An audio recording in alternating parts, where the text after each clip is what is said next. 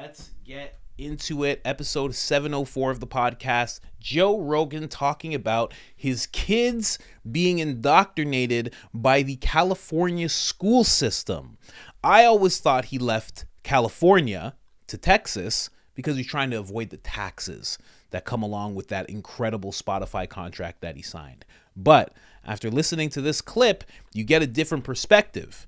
His kids came home with a very odd ideology, as so many do. I even have a story of my own friend, his daughter coming home with some really weird things to say. So let's get right into that right now. Joe Rogan, Sean O'Malley, California Too Woke. That's what I call this one. Yeah, it's great shit. stuff. Ryan Holiday's awesome.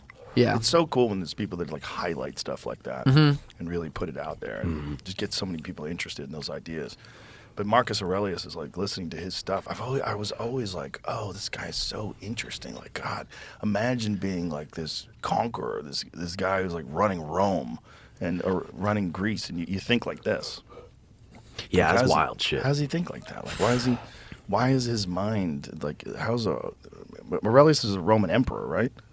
I wonder if it'd be good for like stoicism to be taught in schools at what age or something. Probably. Sure. Teaching you how to think is one of the main things that's missing from school. That's like crazy. Teaching you how to manage your mind. Because how many times like can someone say one thing to you and that thing kind of resets the way you look at stuff? Like, oh yeah, now I'll apply this, and you can apply it in the real world. It's like a tool that you can use. You know, you could try to twist something with your fingers, but if you have a wrench, you're like, oh yeah, this is way better. And sometimes ideas are like a tool, and you can just apply them at various times in your life. And if you can hear about them from someone who's already figured that out, that's a giant step in the learning curve that you get to jump. Yeah, I mean, like even if it was Naval, some of his stuff is so Naval's fucking good, fun to dude. listen to. His Twitter's good. Yeah. Yeah, Naval's good. How did you decide what school your kids are going to go to? You know, there's good schools out here. We're lucky. Word of you know, mouth. California is much more problematic right now for schools, because one of the things that was happening to me in my school where my kids used to go is they hired some person to teach them that they have to be anti-racists, and it's not good enough to not be racist. And I was like, what the fuck? I'm like, my kids aren't racist at all. Like, what are you doing? Like, why are you putting that in their head that they have to be anti-racist and call out racism? And like, they were trying to make kids activists. I'm like, hey, they're 5. That's crazy. You know, like they don't even care. They want friends. They don't give a Yeah. fuck what their friends look like. They're trying to have a good time. They're 5. They're just playing. Like you're pumping in. You're indoctrinating them into this woke, guilt-free or guilt-ridden ideology that you're carrying around with you, and you feel like you have an obligation to impose this on children. You know, our goals should have always been what the goals were that the liberals had in like the 60s and the 70s, which is a colorblind society. The Martin Luther King notion that we should treat people by the content of their character, not the color of their skin, but across the board. And the problem is there's inequities in communities. There's inequities in how people grow up and where they come from, and some people are in places that have no hope, and none of that gets addressed. None of that gets fixed. None of that gets worked on. Instead, you just try to make kids feel guilty. Yeah. I didn't like the woke shit. I didn't like that they were, you know, trying to ask kids their pronouns. And How did you find out that they were doing that? we got an email. It was an email like from Anti-racist email? Yeah, it was like right around the George Floyd time. I was like, oh my God. Damn. Because some people, what happens is there's a social movement, and they hop on that social movement to enhance their own career.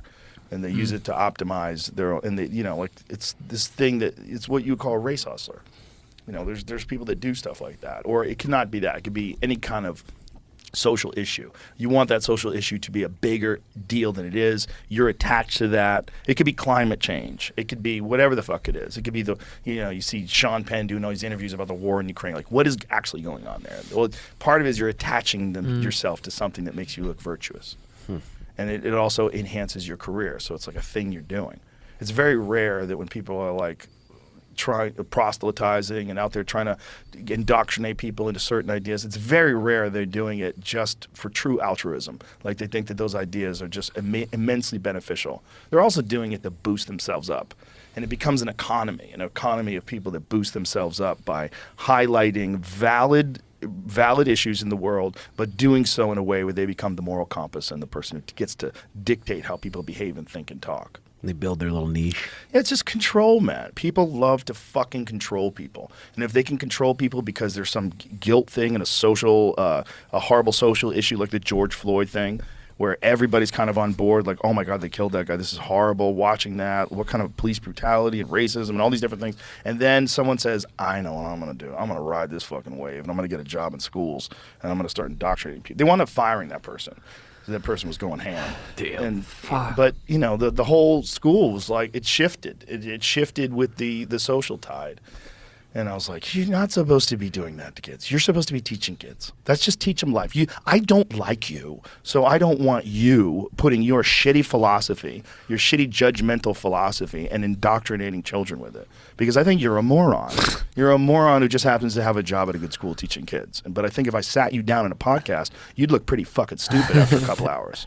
Right. You know, there's a lot of these people that they don't get their ideas challenged, and Yeah, now that's huge. they're teaching 8-year-olds. You know, like, Jesus Christ. That's fucking scary. And not just teaching them how to read. Yeah, and how do you know you're a boy, Billy? Oh, like, God. Jesus. You seem pretty feminine. Yeah, right. Did you ever pick a doll when you should have picked a truck? Do you like pink? Yeah. Yeah.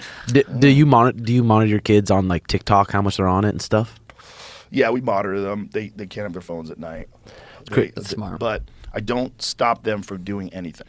I don't stop them from eating junk food. I don't stop them from playing on their computers. I don't stop them from playing with their phone. But I do emphasize the value of discipline, and they obviously see that I work hard and my wife works hard. And we just talk to them about stuff. I think if you deny kids social media, one of the things you're going to do is you're going to kind of socially alienate them because all their friends are on social media. But then there's also this thing where kids are living in a new world. And even though you didn't grow up in that world, if you say, oh, this social media, I think they're getting an adversity that you're not going to get. And they're going to get some resilience from that adversity. But there's going to be mental health consequences, and especially for people who didn't grow up in it. And that's one of the things that they experience. Jonathan Haidt's book, The Coddling of the American Mind, is about that. And one of the things it highlights is self-harm amongst girls ramps up considerably somewhere around 2008, 2009, and it's right when Twitter and social media and Facebook and all that stuff comes out, and now they're comparing themselves to other people and comparing lives, and people are using filters and they're distorting reality, and people are, there's more instances of suicide and self-harm, and then there's bullying. There's a lot of bullying. Well, even just being on my phone, like I don't feel like I'm comparing myself, but just picking up my phone and being on it, surfing, and then putting it down, then picking it up, surfing, just gives you this little level of anxiety. Dude, it's just like, fuck. Some of the 4 and 5-year-olds, you can tell the ones that like in jiu-jitsu, the ones that their parents really monitor it compared to the ones that always just put it in front of them. And a lot of those kids that always get it, they always quit jiu-jitsu because it's too hard, or they don't want to do the warm-ups and stuff, and they sit on the side now and just go sunk, sunk, sunk. Yeah, That's crazy. That's so... You know what that is? That is when the kids quit that stuff. It's because it's way easier to be on social media and feel good than it is to be slammed on a jiu-jitsu mat and potentially get choked out. Like, it takes a while for the gratification of that process to come through, whereas when you're on Twitter or you're on TikTok as a young kid, all you got to do is just see the thing that's fun and like it and say the comment or post your own thing and get the likes, and there's nothing to it. It's quick. It's the microwave. It's just like, give me it 100%. But yeah, there you go. Joe Rogan, man, his own kids getting indoctrinated. Now, I got a couple of other videos that I'm going to show you where one is the teachers that he's talking about, because I know about these teachers. I have friends who have kids who are 9, 10, 11, 12. I even have nieces and nephews that are in their teenage years. But my one buddy told me a story about how his daughter came home and she was letting him know, because he said no, the word no. And she said, you can't say no. And he was like, what are you talking about? I'm your father. What are you saying to me? And she was talking about how she was taught in school to not say no. Little girl taught not to say no. And he went off. Understandably so. He went off. He went down to the school. Thank God that it was not a male teacher that taught this little girl to never say no. Thank God. Thank God it was a lady. That's all I can say. Because if it was a guy, it would have been terrible. But it was, don't say no because it's a negative affirmation and you don't want to say things that are negative. It's getting really out of control. really out of control at these schools. Let me show you this one clip of a teacher. Very, very interesting clip. Here, let's go. School district says what that teacher says in that video does not align with the district's values. They are now investigating this. Meanwhile, a lot of parents are very concerned and shocked by what they heard that teacher say. So my class decided to stand but not say the words. Totally fine. Except for the fact that my room does not have a flag. It used to be there, but I took it down during COVID because it made me uncomfortable. The school district says that's Kristen Pitson, who identifies herself as an 11th grade teacher at Back Bay High School here in Costa Mesa. She starts that TikTok video by saying that during the Pledge of Allegiance, she gives students the option to stand and say the words. She goes on to share that her class does not have an American flag and that she took it down during the pandemic because it made her uncomfortable. In this video, Pitson says a student asked why there was no flag recently. She says she tells the student she would try to find it, but then admits she's lying. Parents in the area say they are shocked by what the teacher says next. In the meantime, I tell this kid, we do have a flag in the class that you can pledge your allegiance to. And he looks around, he goes, oh, that one? Again, this video is now under investigation by the Newport Mesa Unified School District. A spokesperson says, I assure you that we take matters like this seriously and are taking action to address it. Showing respect to our nation's flag is a value that we instill in our students and an expectation of our employees. Yeah, sure, California. Sure you do, California. It's so wild. That's California. That was a California teacher telling a student to pledge allegiance to that flag instead of the American flag, which she took down because she said it made her feel uncomfortable. Psychological assessments. Is that out of the question? Am I nuts for saying that? Is that bad of me to say? Psychological assessments. Just check them out. Just see where they're at. You know? Just see where they're at. They're going to be around generation after generation after generation of children. Just check them out. Just see how their mind works. Just a little bit. Why not? What's the worst thing that can happen? Worst thing that can happen is that you filter out a bunch of terrible teachers. Man, I can tell you about my own training because I worked in film and television. I'm a part of a couple of unions. And in these unions, you have to go through a certain amount of training. This diversity, equality, inclusivity, DEI basically. But you have to go through this training. And I had this woman. She seemed like, she looked like Rachel Maddow with gray hair. You know, perfect way to explain her. She seemed like Rachel Maddow with gray hair. And she was telling us all, I think I've mentioned this on the podcast. She was telling us all, you have to beware, Caucasian woman. You have to be aware that you're swimming, you're constantly swimming in a pool of white supremacy. I was like, what? It was amazing. And then she told us a bunch of things that black people believe in and what they do. And she was like, she was white and she was telling me how black people think and how to be a better ally. I was like, I can't believe this. This is amazing. I have to take this training in order to be on a film set. It was so wild. It was the worst thing ever. That wasn't just to be in film. That was to get into the union. That was like part of it. It was the weirdest thing. The weirdest thing. There's a lot of that going on, man. I even like, you know, I love the guy, but I have a friend who's kind of what Joe was talking about. He's doing that type of training, that anti-racist training. And I'm like, what are you doing? Why not, instead of that, why not just teach us? And I want to do this. Teach a little seminar to the kids about integrity. What integrity looks like. People, because that's the side you want to be on. You don't want to just be on the black side or the white side or the Asian side or the Jewish side. You want to be on the side of integrity. Who's operating with integrity? You want to be on that side. The people who aren't operating with integrity or doing wild, degenerative things, you don't want to be on their side. That's it. Like, why not have that type of training?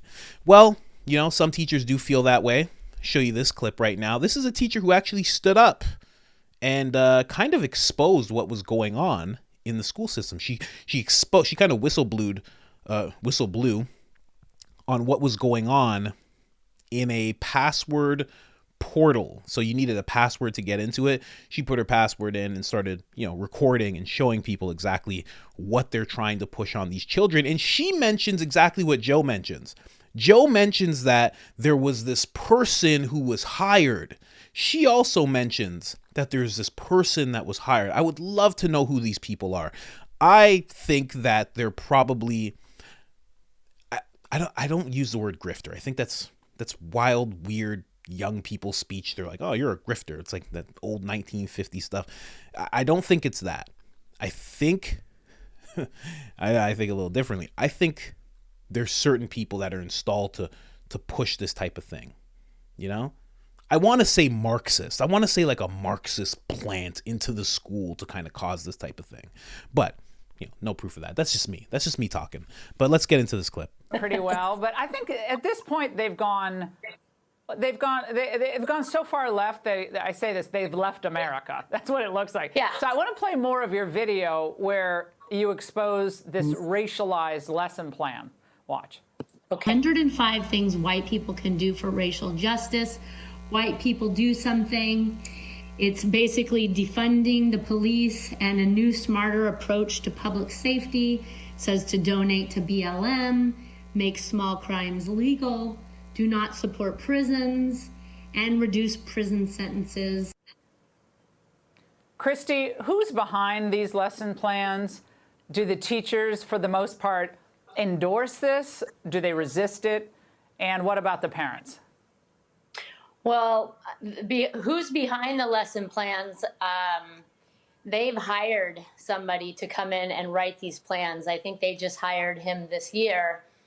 And I think they come from other areas where they have done the same things, maybe even taken over the school district in other areas like San Francisco, Salinas.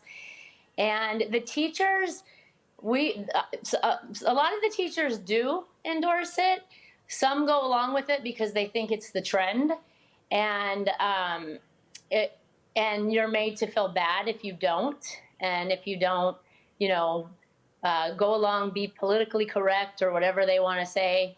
And in Santa Barbara, they've been doing teacher trainings for us for the last 10 to 15 years, where they've pretty much indoctrinated the teachers to then indoctrinate the students. And even during those trainings, I knew something was wrong. So I've known that for a long time. I just didn't know what.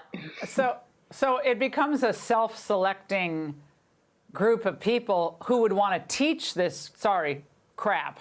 Okay? Yes. I mean, most teachers, the people who taught me were just great teachers, men, women, young, old. They were amazing public school teachers. I can't imagine any of them would have ever tolerated being told you have to teach basically woke activism. It wasn't called woke back then, but basically left-wing activism. They wouldn't have done it. Yeah, they make you believe. It's very manipulative. I call it psychological warfare, and it's hard to understand because it's manipulation. They'll lie to your face. They'll tell you that this is the right thing to do. They'll make you feel bad if you don't do it. And so people go along with it for fear of standing out, for fear of being different, and for fear, and it's a real fear because there's retaliation. I've been retaliated on for speaking up for quite a while now. So, but I'm not the type that moves away from danger. I move towards it. I'm a veteran of the U.S. Air Force, and that's what I've been taught. So, and I protect kids. Kids are why I teach. I love kids, and I will protect them. And I will go down fighting if I need to. Solid teacher right there. One of the few in California. Solid woman. Background, service, thank you for your service, all that good stuff. Yeah, but a lot of them aren't like that. As you can see, she seems like she's in late 30s around a lot of these teachers who are willing to do this and get pushed into it. Like she's saying, they're in their 20s. They're all about that woke ideology already. They're probably surrounded in their friend groups by stuff like that. So they just push it right onto the kids. It's wild. And it's really bad because I assume Joe Rogan's kids, maybe they're not private school or anything, but he probably probably lives in a well-off area. And in that well-off area, they got some pretty great schools. And you would think that he wouldn't be the one to get touched by this type of thing, but it's touching everybody. It's touching everybody, especially in California, but outside of California as well. Absolutely wild. You know, when she was talking about the whole article of things that white people can do, it reminds me of a story when I was covering the protests, because I wanted to see how a protest turns violent back in the day of the George Floyd stuff. I wanted to see, because there's so many that were getting violent. I was like, I want to see how this happens. Like, what happens? You know, it starts out fine and then it turns into just craziness. How does that happen? So I was covering one of these protests. I covered like 20, but I was there and I remember everybody was taking a knee, and I'm press. And even if I wasn't, I'm not taking a knee. I'm not doing that whole thing. I don't do that. And there was this one very woke white lady, and she was yelling at people. Again, when Joe was talking about just needing that power, wanting that power over people, she's a little woman, and she's screaming at people. She's jumping up and down, screaming, take the knee, take the effing knee. And then she points at me and like a bunch of other black people. Get on your knees. And I was like, what happened? What just happened? Now we're getting yelled at to get on our knees? I was like, this is really interesting. You're mad at the police for having somebody on the ground, but now you're all of a sudden empowered to tell me to get on my knees because I'm not doing the thing that everybody's doing. It was a really funny little thing that happened to me. And I had to say no, and, you know, nothing she could do about it. You know, don't want to get on your knee, you don't do it. But this woke training, it's getting out of hand. And I do wonder who are the people who get hired and what their backgrounds are, right? Because when BLM first came around, people were just like, Black Lives Matter. Why question it? It's great. Love the sentiment. I'm backing it 100%. But nobody knew that the founders were these trained Marxists, and I'm using their words, trained Marxists. Nobody knew that. So who are these people that are being hired to do this type of thing? Are they the same type of people? Kind of seems like it. And just to go back really quick, isn't Hugo Chavez a bad guy? Does that not say Chavez Day? What is that? Let's read some of these. Pride Month, Juneteenth, oh good God, Advocacy Month, Acceptance Month, Chavez Day, Latin, Hispanic is ruled out, like if you could see it there. Let me make sure. If you can see it there, Hispanic is out.